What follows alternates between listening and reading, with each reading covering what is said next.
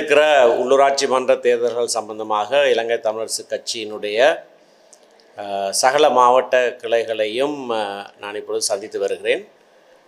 அந்த வகையிலே மன்னார் மாவட்ட கிளையோடு இன்று ஞாயிற்றுக்கிழமை 2ஆம் தேதி காலையிலே ஒரு கூட்டம் நடைபெற்றிருக்கிறது. பின்னேரம் முல்லைத்தீவு மாவட்ட கிளையோடு ஒரு கூட்டம் ஒழுங்கு செய்யப்பட்டிருக்கிறது. மன்னார் மாவட்ட கிளையிலே திரு சாஸ் நிர்மலன் தலைமையிலே அந்த கூட்டம் நடைபெற்றது. சகல அங்கத்தவர்களும் வந்திருந்தார்கள். இங்கே நாங்கள் போட்டி போடுகிற சபைகள் ஒவ்வொன்று சம்பந்தமாகவும் அதிலே வேட்பாளர்கள் நியமிப்பது, வட்டார வேட்பாளர்கள், இரண்டாவது பட்டியல் வேட்பாளர்கள், இப்படியான நியமனங்கள் எப்படி செய்யப்பட வேண்டும், ஏற்கனவே நியமிக்கப்பட்டவர்கள் இப்பொழுது நாட்டிலே இல்லாதது அல்லது அவர்கள் கட்சி மாறி இருக்கிற சூழ்நிலைகளை பற்றி ஆராய்ந்திருக்கிறோம். மிகவும் செல்வாக்குடையவர்களை எங்களுடைய வட்டார வேட்பாளராக நிறுத்துவது என்று ஏற்கனவே கட்சி எடுத்த தீர்மானத்தோடு இந்த மாவட்டங்களையும் இணங்கி இருக்கிறார்கள். அது மட்டுமல்ல, மற்றைய தமிழ் தேசிய கட்சிகளோடு என்ன விதமாக நாங்கள் ஒப்புரவாக இந்த தேர்தலை அணுக முடியும் என்றும், தேர்தலுக்கு பிறகு வெவ்வேறு அணிகளாக தேர்தலிலே போட்டியிட்டாலும் நிர்வாகங்களை அமைக்கிற வேளையிலே சேர்ந்து அமைக்கக்கூடிய வண்ணமாக தேர்தலுக்கு முன்னே ஒரு இணக்கப்பாட்டை எய்துவது சம்பந்தமாகவும் பேசியிருக்கிறோம். அது சில வேளைகளிலே ஒவ்வொரு சபையிலேயும் எடுக்கப்பட வேண்டிய தீர்மானம், சபை எல்லைக்குள்ளே எடுக்க வேண்டிய தீர்மானமாக இருக்கலாம், அல்லது சில வேளைகளிலே வட்டாரத்திலே, ஒரு குறித்த வட்டாரத்திலே போட்டியாளர்கள் மத்தியிலே ஒரு புரிந்துணர்வு ஏற்பட வேண்டியதாகவும் இருக்கலாம். எப்படியாக இருந்தாலும் இறுதியிலே எந்த சபையிலேயும் நிர்வாகத்தை அமைப்பது ஒரு அணியாக போட்டியிடுகிற கட்சிக்கு சந்தர்ப்பம் அரிதானதாக இருக்கிற சூழ்நிலையிலே தான் நாங்கள் வெவ்வேறு அணிகளாக போட்டியிட்டாலும் அதுக்கு பிறகு சேர்ந்து நிர்வாகங்களை அமைக்கிற ஒரு முன்னேற்பாட்டான எதிர்பார்ப்போடு இந்த தேர்தலை அணுகுகிறோம். மிக சுமூகமாக பலருடைய கருத்துக்களையும் உள்வாங்கி இந்த கூட்டம் இப்பொழுது நிறைவேற்றிருக்கிறது.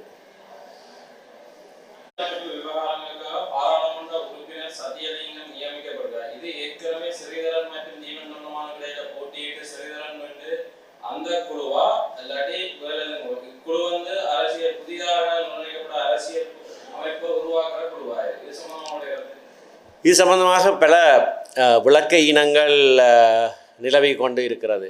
இது 3 வித்தியாசமான விடயங்கள் இருக்குது. ஒன்று, அரசியல் அமைப்பில், எங்களுடைய நாட்டு அரசியல் யாப்பில் அரசியல் அமைப்பு குழு ஒன்றொன்று உருவாக்கப்பட்டிருக்கு. இது 17ஆம் திருத்தத்தில் கொண்டு வரப்பட்டு 18ஆம் திருத்தத்தில் இல்லாமலாக்கப்பட்டு திரும்ப 19ஆம் திருத்தத்தில் கொண்டு வரப்பட்டு 20ஆம் திருத்தத்தில் இல்லாமலாக்கப்பட்டு மீண்டும் 21ஆம் திருத்தத்தில் கொண்டு வரப்பட்ட ஒரு குழு. அதில் 10 உறுப்பினர்கள் இருக்கிறார்கள். அது அரசியலமைப்பில் இருக்குது. யார் யார் அந்த 10 உறுப்பினர்கள் என்பது அரசியலமைப்பிலே சொல்லப்பட்டிருக்கிறது. அதிலே ஒரு உறுப்பினர் பிரதான எதிர்க்கட்சி இல்லாத மற்ற எதிர்க்கட்சியில் இருக்கிற உறுப்பினர்களுடைய பிரதிநிதி. அப்படியான பிரதிநிதியாகத்தான் திரு ஸ்ரீதரன் அந்த குழுவுக்கு நியமிக்கப்பட்டிருக்கிறார். அந்த குழுவினுடைய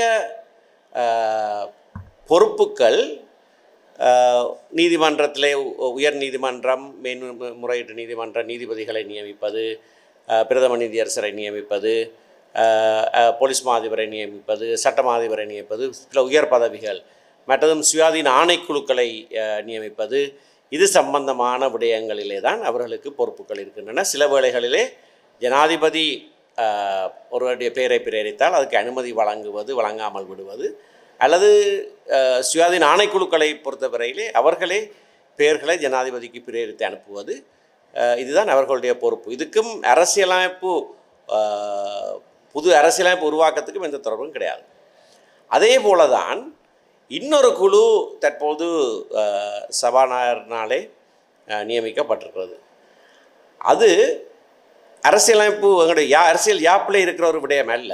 அது பாராளுமன்ற நிலைய கட்டளைகளிலே சபாநாயகருக்கு அறிவுரை வழங்குவதற்காக, அதாவது சபையிலே அரசியலமைப்பு சம்பந்தமான ஒரு பிரச்சனை எழுந்தால் சபாநாயகர் சில வேளைகளிலே அதை அந்த குழுவிடத்திலே பாரப்படுத்துவார், தனக்கு ஆலோசனை கொடுக்கும்படியாக. அது பாராளுமன்ற நிலையற் கட்டளையிலே சொல்லப்பட்டிருக்கிற ஒரு நிலையியல் குழு, ஸ்டாண்டிங் கமிட்டின்னு சொல்லுவார், நிலையியல் குழு. அதற்கு 5 பேர் இருக்கிறார்கள். அது வேறொரு குழு. அதனுடைய பொறுப்புகள் வேறுபட்டவை. சபாநாயகருக்கு ஆலோசனை கொடுத்தார். அவருடைய சபாநாயகர் தான் அவர்களை தேர்ந்தெடுத்து நியமிப்பார். அதிலே கட்சிகளுக்கோ கட்சித் தலைவர்களுக்கோ எந்தவித பங்கும் கிடையாது.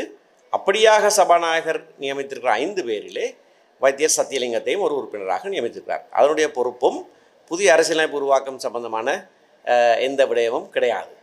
புது அரசியலமைப்பு உருவாக்கம் சம்பந்தமாக அரசாங்கம் இதுவரைக்கும் எந்த முன்னெடுப்பும் செய்யவில்லை.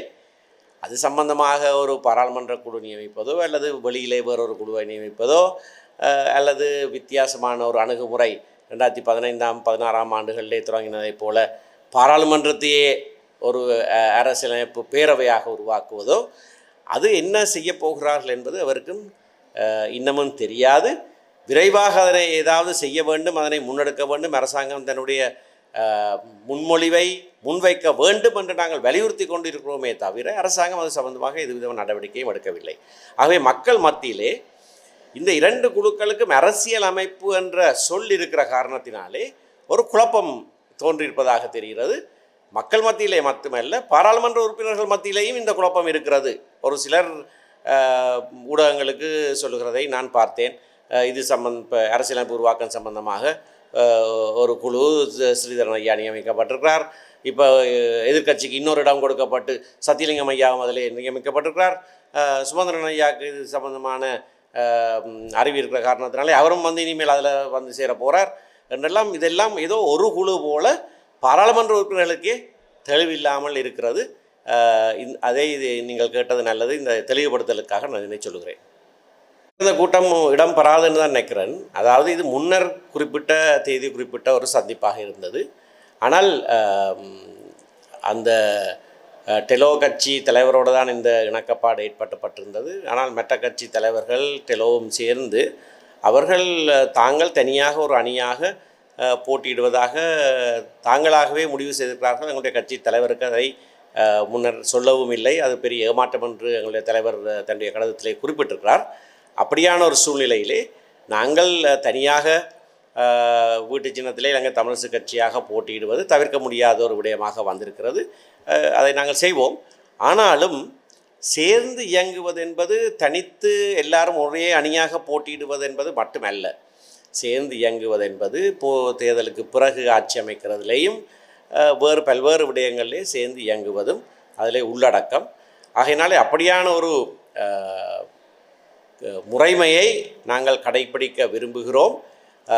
இந்த தடவை பேச்சுவார்த்தை ஆரம்பித்து நடக்கிற போதே அவருக்கு தெரியாமல் வேறு விதமான முடிவுகள் எடுக்கப்பட்டது எங்களுக்கு கவலை அளிக்கிறதாக இருந்தாலும் எங்களுடைய பக்கத்திலே சேர்ந்து இயங்குகிறதற்கு நாங்கள் தொடர்ந்து தெளிவாக தயாராக இருக்கிறோம் என்று தான் அவர் சொல்லியிருக்கிறார். ஆனால் அப்படின்னா இன்றைய கூட்டம் நடைபெறும் என்று நான் நினைக்கவில்லை. அதுதான் நாங்கள் அழைப்பு கொடுத்துருக்கிறோம். நாங்கள் சேர்ந்து இயங்க வேணும் என்று சேர்ந்து தான் இயங்கி கொண்டிருந்த நாங்கள் பாராளுமன்ற தேர்தல் வரைக்கும் பாராளுமன்ற குழு ஒரு குழுவாக தான் இருந்தது. அது 3ஆக பிரியவில்லை. தமிழ் தேசிய கூட்டமைப்பு தான் இயங்கினாங்க. நாங்கள் உள்ளூராட்சி மன்ற தேர்தலில் அணுகுமுறை சம்பந்தமான ஒரு விஷயத்தை சொல்லியிருந்தோம், முன்மொழிவாகத்தான் சொல்லியிருந்தோம்.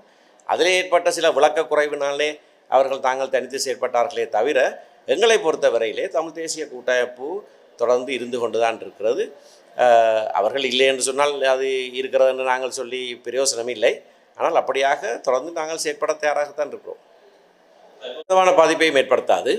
அதில் 9 பேர் என்று சொன்னார்கள். பிறகு பார்த்தா 8 பேர் ஆகியது. இன்றைக்கு காலையில் பார்த்தால் அது 7ஆக குறைந்திருக்கிறது. நாளைக்கு அது 5ஆக குறையும். அது அவர்களுடைய விருப்பம், அவர்களுடைய சுயாதீனம். நாங்கள் அதில் தலையிடையில்.